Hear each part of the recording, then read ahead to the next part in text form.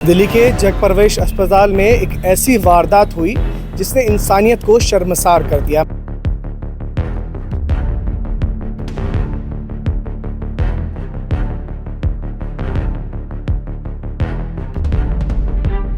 दिल्ली के जग परवेश अस्पताल में एक ऐसी वारदात हुई जिसने इंसानियत को शर्मसार कर दिया। मैं इस वक्त जग परवेश हॉस्पिटल के अंदर मौजूद हूँ। दिल्ली के शास्त्री पार्क सीलमपुर का ये इलाका है।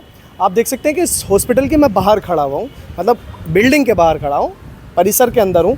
मेरे पीछे अभी गार्ड रूम देख रहे हैं। इधर मैं अपने कैमरामैन से कहूँगा ज़रा दिखाएं कि ये गार्ड रूम मेरे पीछे है।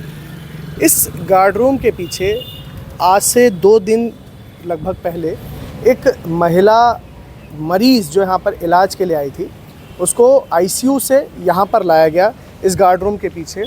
और यहीं पर ही एक दूसरा शख्स जो इलाज करवाने के नाम पर यहाँ पर आया था। कुछ लोगों का कहना है कि वो इलाज कराने के लिए नहीं आया था। ये बात अभी क्लियर नहीं हुई है कि इलाज के लिए आया था या नहीं आया था।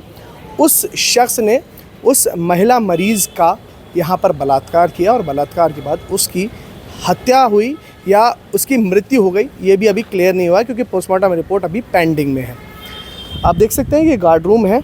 स्थानीय लोगों का अक्सर कहना रहता है कि इस अस्पताल में मरीज़ों के साथ जो बदतमीज़ी की वारदात है वो बहुत आम है, लेकिन बदतमीज़ी होना, ये तमाम चीज़ें होना, ये अपनी जगह है। लेकिन एक मरीज़ जो आईसीयू में इलाज करवा रही है, जो आईसीयू के अंदर है, आईसीयू इंटेंस केयर यूनिट होता है जहाँ पर मरीज़ के परिजनों को जाने तक की इजाज़त नहीं होती है। अगर कोई जाता भी है तो उसका एक स्पेसिफ़िक टाइम होता है और वो उसी दौरान जो है पूरे प्रोटोकॉल के साथ ही जा सकता है। वहाँ से कैसे किसी मरीज़ को बाहर लाया गया और बाहर लाने के साथ साथ जो है इस तरीके की गंदी घिनौनी हरकत को अंजाम दिया गया, ये सवाल खड़ा होता है हॉस्पिटल प्रशासन पर, गार्ड्स पर और तमाम उन लोगों पर जो इस तमाम हॉस्पिटल के आसपास जो है ज़िम्मेदार हैं।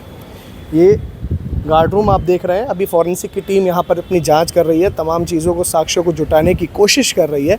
लेकिन सवाल ये खड़ा होता है कि दिल्ली में ट्रिपल इंजन की सरकार आखिर कर क्या रही है? क्यों अब तक अपराधी इस तरीके की बेखौफ और बेबाक तमाम जो चीज़ें चल रही हैं उनको अंजाम देते हुए आ रहे हैं? आपको बता दें कि अब से महज चंद दिन पहले दिल्ली के मुस्तफ़ाबाद में एक महज 9 साल की बच्ची को जिस तरीके से घर में बुलाकर एक नौशाद नाम के अपराधी ने इस वारदात को अंजाम दिया कि उस बच्ची का रेप करने के बाद उसके शव को जो सूटकेस था उसमें बंद करके जो भाग गया था, उसके बाद ऐसी आम बात हो जाती है। लेकिन हॉस्पिटल के अंदर इस तरीके की घटना होना ये कहीं ना कहीं सवालिया निशान खड़े करती है कि आखिर प्रशासन कहाँ सो रहा था। वो गार्ड्स जिनके ऊपर हॉस्पिटल की जिम्मेदारी की है वो कहाँ थे? सीसीटीवी कैमरास आखिर बंद क्यों थे? इसका भी सवाल खड़ा किया है क्योंकि स्थानीय विधायक ने कहा है कि सीसीटीवी कैमरास जो हैं वो बंद बताए जा रहे हैं। तो आखिर सीसीटीवी कैमरास क्यों बंद थे, ये भी सवाल खड़ा होता है। और आखिर इस हॉस्पिटल के अंदर इस तरीके की वारदात जब हो जाती है तब प्रशासन क्यों जागता है और क्यों जो है तमाम चीज़ें होती हैं? इससे पहले ही क्यों इस चीज़ जो ये वारदात हुई है उससे पहले ही प्रशासन क्यों नहीं जागता है? सवाल खड़ा होता है, सवाल पूछते रहेंगे जब तक जवाब नहीं मिलेगा।